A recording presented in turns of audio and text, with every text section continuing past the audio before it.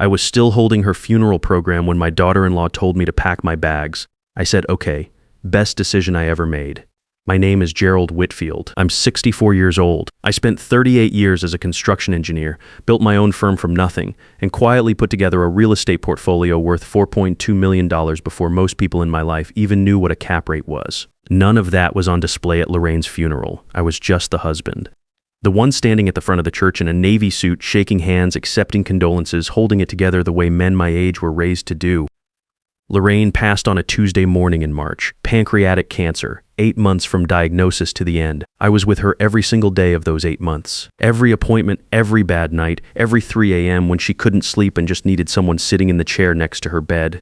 We'd been married 36 years. You don't walk away from 36 years. The funeral was everything she deserved. The church was full. People drove in from 3 states. I sat in the front pew and listened to her children speak about her, and I was proud of every word they said. Milton, her youngest, talked about how she used to leave notes in his lunch bag when he was a kid. Roland, the oldest, read a poem she'd loved. Vivian, the middle one, could barely get through 2 sentences before she had to stop and breathe. I noticed Sylvia wasn't crying. Sylvia was Milton's wife. They'd been married 3 years. From the first time I met her, she had a way of looking at a room like she was calculating what everything in it was worth. I never said anything about it to Lorraine. No point stirring up trouble over a feeling. The reception was at our house afterward. The house I built with my own hands, and I mean that in the most literal sense possible. I bought the land in 2007. I drew the plans myself. I managed the construction and moved in with Lorraine in 2009. Every wall in that place, I know how it was put together because I was the one who made the decisions. Lorraine used to joke that she married the house and got me as a bonus. That afternoon, people came and went, ate the food the neighbors had dropped off, told me Lorraine would be missed.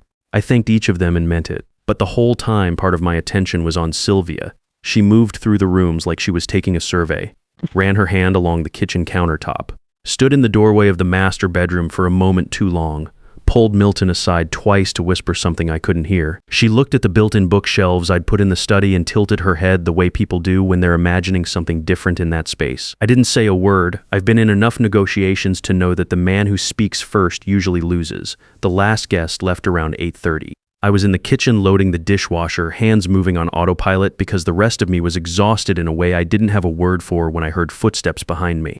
Slow, deliberate footsteps that stopped right at the edge of the kitchen. Gerald, not Mr. Whitfield. Not Dad, which is what Milton had called me since he was about 14, just Gerald. We need to talk. I kept loading plates. Okay, this house is too large for one person. You know that? I turned around. Sylvia was standing with her arms crossed, still in her black dress. The morning performance officially over. Behind her, Milton stood in the doorway. Roland and Vivian were just over his shoulder. None of them would look me in the eye. Lorraine took care of everything, Sylvia said. The finances, the household, all of it. Now that she's gone, you need to be realistic about your situation. My situation? I built this house, I said. She tilted her head slightly, the way you do when someone says something that doesn't quite register. Gerald, you haven't worked in years. We all know Lorraine was the one keeping things running. There's no reason for you to stay here alone. There are some very nice senior communities not far from here. You'd have people around, activities, support, senior communities. I had just buried my wife 6 hours ago. I looked at Milton. This was the boy I'd coached through Little League when he was 9 years old. The one I'd taught to drive in an empty parking lot on a Sunday morning. The one who called me on Father's Day every year until this one, he was staring at the floor. It just makes sense. Milton said quietly, we think you'd be more comfortable somewhere smaller.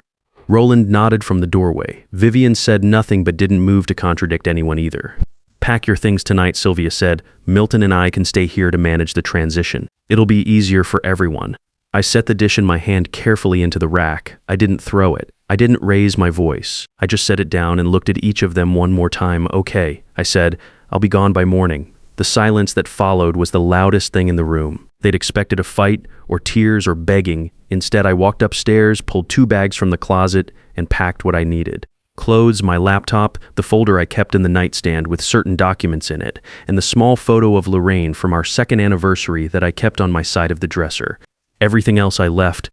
The tools in the garage, the files in my office. The security camera system I'd installed 3 years earlier throughout the house, which was still transmitting live to my phone. I checked into the Comfort Suites off Route 9 just before 10 p.m., paid cash for a week.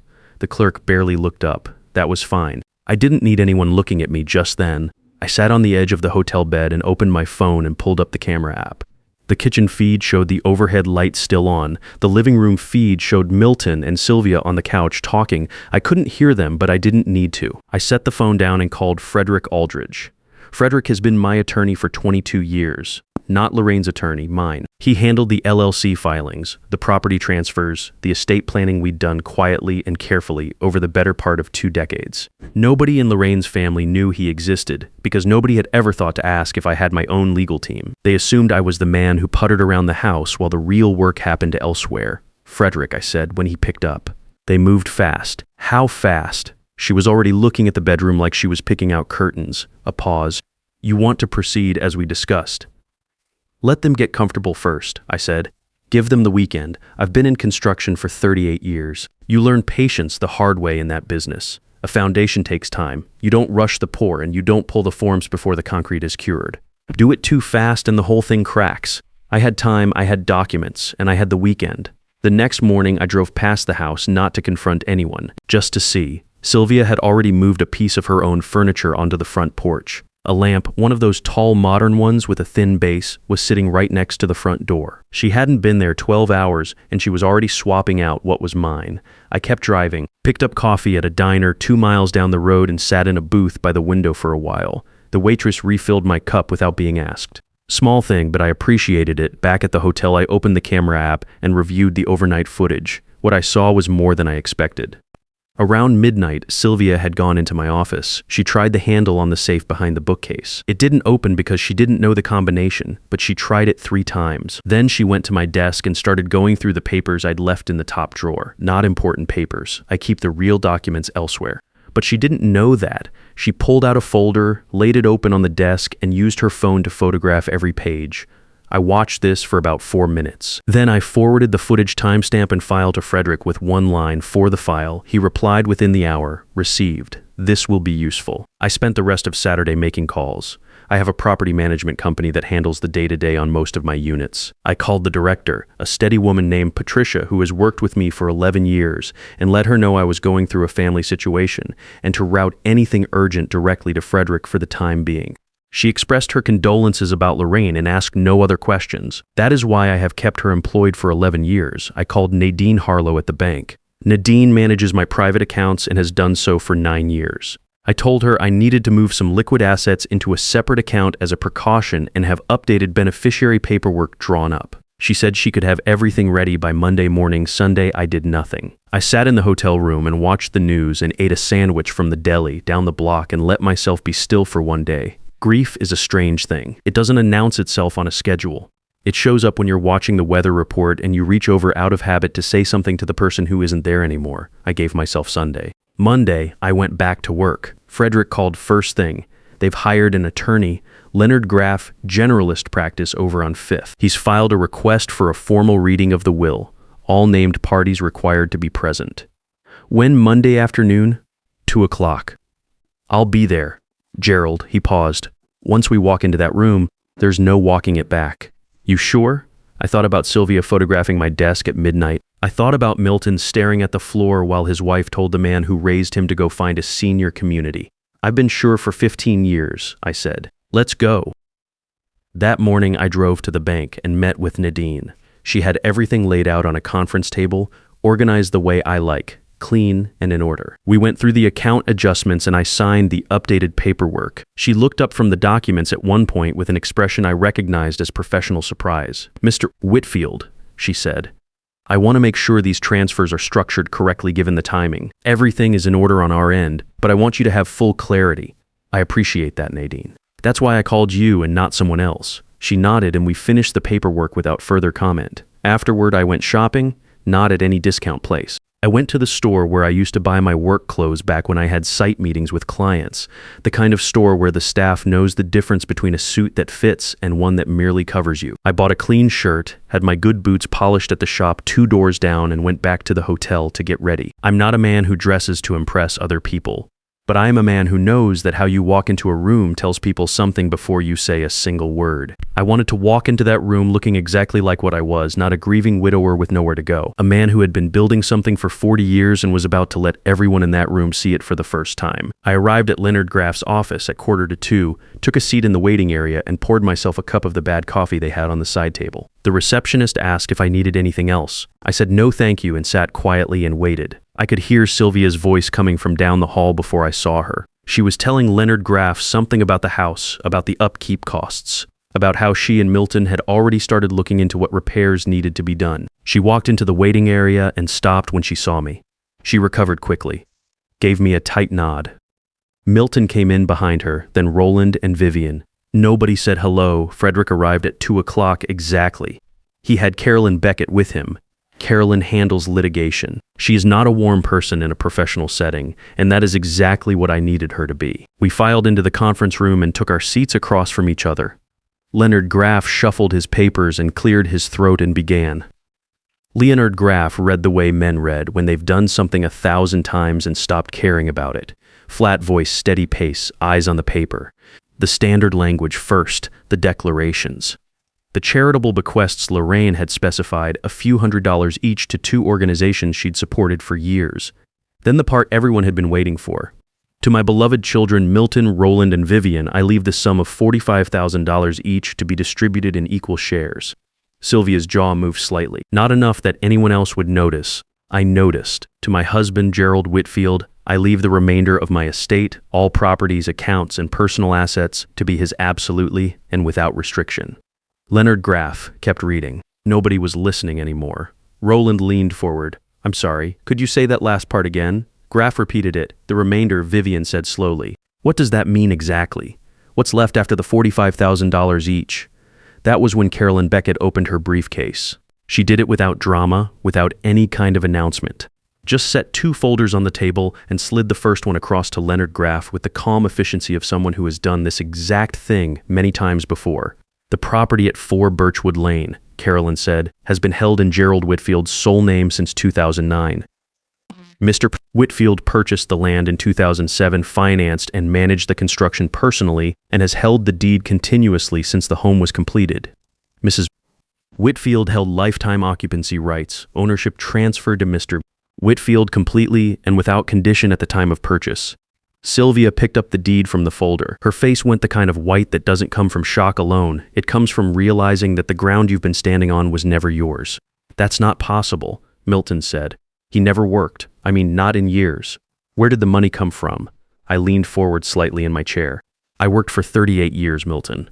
I started my own engineering firm at 33. And before I ever met your mother, I had already been building a real estate portfolio for close to a decade. I just didn't talk about it at the dinner table. But you always seemed like you were just around, Roland said. He looked immediately uncomfortable after saying it, like he heard how it sounded. I was around, I said. That was a choice. Doesn't mean I was idle. Carolyn was already opening the second folder. Ridgeline Holdings LLC was established in 1998. Mr. Whitfield is the sole owner. The company currently holds 14 properties across Georgia, Florida, and Tennessee. She placed the summary sheet on the table and let it sit there for a moment before she continued. Combined appraised value as of last quarter, $4.2 million. The number sat in the room like something solid. Vivian made a sound under her breath. Roland sat back in his chair. Milton looked at Sylvia. Sylvia was still staring at the sheet. You're telling us, she said finally, that he owns $2 million in property and nobody in this family knew about it. Mrs. Whitfield knew, Frederick said. Mr. and Mrs. Whitfield made a mutual decision early in their marriage to keep Gerald's financial affairs private. Lorraine was fully informed at all times. Then why, Sylvia said, and her voice had gone tight and careful the way a person's voice gets when they're trying not to lose control of it. Did she let us believe he had nothing? Why did she let us think she was carrying everything? I looked at her directly for the first time since we'd sat down. Lorraine didn't let you believe anything, I said. You assumed there's a difference. You assumed because it was convenient for you to assume. Because if I had nothing, this was all a lot simpler. She opened her mouth. Closed it. You called me a freeloader, I said. The night we buried her in my own kitchen, you told me I'd never contributed anything and that I needed to find appropriate housing. You said it in front of all 3 of her children and none of them corrected you. The room was very quiet. What you didn't know, I continued, was that the house you were standing in was in my name. The mortgage Lorraine appeared to be managing was paid from my accounts. The property taxes, the insurance, the utilities, all of it came from Ridgeline Holdings. Lorraine's income covered groceries and personal expenses. I covered the rest. I have 15 years of bank statements that say exactly that. Carolyn slid a third document across the table without a word. Bank records organized by year, showing the transfer pattern clearly. Leonard Graff was looking at the ceiling in the way attorneys look at the ceiling when they realize they've been handed a case that was already over before it started. The camera footage Carolyn added almost as an afterthought from the security system Mr. Whitfield installed at the property in 2021 has also been preserved. It includes recordings from Saturday night, approximately midnight, showing activity in Mr. Whitfield's private office. She looked at Sylvia without expression. We've retained a copy. Sylvia went very still. I had not planned to say anything further at that point, but I looked at her sitting there across the table in the chair she'd claimed like it already belonged to her, and I thought about her voice in my kitchen the night Lorraine died, flat and certain and already making plans. You have 72 hours to remove your belongings from my house, I said. After that, I'll have the locks changed. I pushed back my chair and stood up. Mr. Whitfield, Leonard Graff started. My attorney will be in touch with yours, I said. Have a good afternoon. I walked out of that conference room without looking back. Frederick fell into step beside me in the hallway and we rode the elevator down in silence. When we reached the lobby, he said, "That went about as well as it could have. Better," I said. I meant it. The calls started that same evening. Sylvia first. I let it go to voicemail. She called again 40 minutes later. I let that one go too. Then Milton called. Then Sylvia a third time. I turned the phone face down on the hotel nightstand and watched the evening news until I fell asleep. In the morning, there was a voicemail from Sylvia that I listened to while drinking coffee by the window. Her voice was different from the night of the funeral. The certainty was gone. What was left sounded like a person trying very hard to sound calm while not being calm at all. Gerald, I think we got off on the wrong foot and I'd like to sit down and talk through this reasonably. We're family. There has to be a way to work this out that's fair to everyone. Fair to everyone. I set the phone down and finished my coffee. On Wednesday, Milton came to the hotel in person.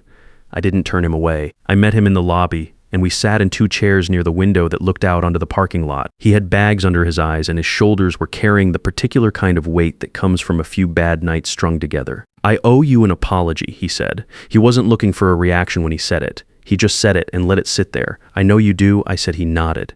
Sylvia told me for a long time that you'd never really been part of this family, that you were just someone Mom took care of. I knew it didn't feel right. I've known you since I was 9 years old. I know who you are. He stopped and looked at his hands, but I let her do the talking. I let her do the thinking. And that night in the kitchen I should have said something, and I didn't. No, I said, you didn't. I'm not asking you to forgive me right now. I don't expect that. Good, because I'm not there yet. He looked up. There was something in his face I hadn't seen from him in a few years. Directness, like he'd stopped rehearsing what he was going to say and was just saying it. What I want you to know, he said, is that I remember who you are. Not the man with the LLC and the 14 properties.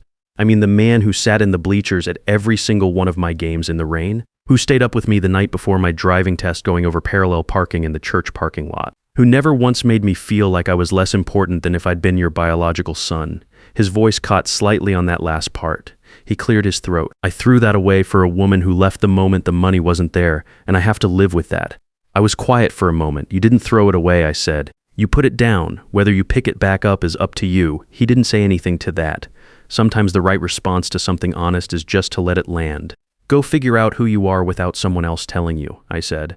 Then we'll talk, he left. And I watched him walk across the parking lot to his car. And I thought about the 9-year-old kid who used to fall asleep on the couch watching football and have to be carried to bed. People are not just one thing. Milton had been weak when it mattered most. He had also been, for most of his life, a decent person. Both of those things were true at the same time. I drove to the house at exactly 6 p.m. on the final evening of the 72-hour window. Their cars were in the driveway. More cars than I expected. I recognized Milton's truck, Roland's sedan, Vivian's hatchback. There were two others I didn't recognize. I walked to the front door and used my key. They hadn't changed the locks. It hadn't occurred to them that I still had one. The voices in the living room stopped the moment they heard the door. I came around the corner and found them arranged around the room in a way that told me this had been organized in advance. Sylvia was in the center, standing. Milton and Roland were on either side. Vivian was near the window. And on the couch, looking like they'd been given a version of events that didn't entirely add up, were a man and a woman I recognized as Harvey and Gloria Oakes. Sylvia's parents, she'd brought reinforcements. Gerald, Sylvia said, she had gathered herself back together since the conference room. Voice level, posture straight. We were hoping you'd come by. We'd like to discuss a reasonable settlement. There's nothing to settle, I said. You have about 20 minutes left on your 72 hours. Harvey Oakes stood up from the couch. He was a big man, broad through the shoulders, the kind of build that comes from 40 years of actual physical work. He'd been an electrician his whole career. I'd always respected that about him, even though we'd never had more than a handful of real conversations. Mrs. Oakes, Mr. Oakes, I said. I'm glad you're here, actually. Harvey looked at me steadily. Sylvia tells us there's been some kind of misunderstanding about Richard's estate. My name is Gerald, I said, and there's no misunderstanding, but I'd like you to hear what happened directly from me. I told them I didn't editorialize, I didn't raise my voice. I laid out the evening of the funeral, what Sylvia had said, the camera footage of her in my office at midnight, the documents, all of it. Harvey Oakes stood with his arms at his sides and listened to every word. When I finished, the room was quiet for a long moment. Harvey turned to look at his daughter. The look on his face was not anger exactly. It was something closer to grief, the particular kind that comes from recognizing something in someone you love that you wish you hadn't seen. Sylvia Marie, he said quietly, you threw this man out of his own house the night he buried his wife. Sylvia started to speak. Don't, Harvey said. He didn't say it loudly. He didn't have to. Gloria Oakes picked up her purse from the cushion beside her. She looked at me and said, I'm sorry, Gerald. For all of it, then she touched Harvey's arm and they walked to the door together. Sylvia watched her parents leave. She didn't move to follow them or call after them. She just stood in the middle of my living room and watched the front door close. 20 minutes, I said. Then I went to the kitchen to wait. They were gone within the hour. Roland and Vivian carried boxes without making eye contact with me. Milton moved quietly, efficiently, like a man trying to take up as little space as possible. Sylvia directed the last of it with her back straight and her chin up, which I will give her credit for. Whatever else she wasn't going to collapse in front of me. When the last car pulled out of the driveway, I stood at the window and watched the taillights disappear around the corner. Then I called Frederick. It's done, I said. They're gone. How do you feel? I looked around the living room. A few things were out of place where boxes had been stacked and moved. The rug was slightly crooked. Other than that, it was exactly as I had left it 10 days earlier. Like myself, I said. First time in a while. I hung up and spent the next hour just walking through the house, not looking for anything, not checking on anything, just being in the rooms that Lorraine and I had shared for 15 years, letting them feel like mine again. I straightened the rug. I went out to the garage and ran my hand along the workbench I'd built in 2011, the one with the oak top that took me 3 weekends to get level. Everything was still there. Everything was still solid. I went to bed that night in my own bed for the first time since the funeral and slept straight through until morning. 6 months passed. Roland called in April. Vivian called a week after that. Those were hard conversations, honest ones, the kind where nobody walks away feeling entirely good, but everybody walks away knowing more truth than they came in with. I didn't close any doors. I didn't fling them open either. We are figuring it out slowly, which is probably the only way to figure out something like this. Sylvia, I have not heard from. I don't expect to. Some bridges hold the weight you put on them and some don't, and there's no point pretending otherwise. Milton called on a Saturday morning in May. He was calling from a studio apartment on the east side of town. Sylvia had left in February, he said. Told him she hadn't signed up for the version of their life that didn't include an inheritance. He said it without bitterness, which told me he had spent some time sitting with it. I told him to come over. He showed up an hour later and found me in the garage with the hood up on Lorraine's old Buick. That car had been sitting there for 2 years with an idle problem I'd never gotten around to fixing. I handed Milton a wrench without explaining anything, and he took it without asking any questions. We worked for the better part of 2 hours. Didn't talk much. There is a particular kind of silence that exists between two people who are doing something useful together, and it is not uncomfortable. It is actually one of the better things in life if you have the patience for it. At some point, Milton said, I should have said something that night. When she told you to pack your bags, I should have stood up. Yes, I said, you should have. I'm going to do better. I looked at him across the engine block. He was 38 years old, and for maybe the first time in his adult life he was standing in a room without someone else's voice telling him who to be. That is a hard place to arrive at. It is also the only place worth starting from. I know you are, I said. We got the Buick running before noon. It idled rough at first and then smoothed out, and I let it run for a few minutes in the driveway just to make sure it would hold. Lorraine had loved that car more than was entirely reasonable. She would have been glad to know it still ran. I'm still in this house. I drink my coffee on the back steps every morning and watch the light come up over the yard. The roses Lorraine planted along the fence came back this spring, same as every year, without anyone asking them to. Some things are just built to last. I did not plan any of what happened. I did not spend 15 years setting a trap. I spent 15 years building something real, protecting it the right way, and trusting that the truth would hold up when it needed to. It did. If there's anything I would want a man to take from this, it is that. Not the money, not the legal strategy, not the moment in the conference room when the number landed on the table. Just this. Do the work, build the thing. Keep your records clean and your attorney's number handy. And do not let anyone tell you your value while you're standing in the middle of everything you built. The quiet ones are usually building something. They just don't announce it. Now I want to hear from you. Have you ever been counted out by someone who didn't bother to look at what you'd actually built? Have you ever had to let the truth do the talking because words weren't going to cut it? Drop a comment below. I read every one of them. And check the end screen for 2 more stories from this channel that I think you'll appreciate.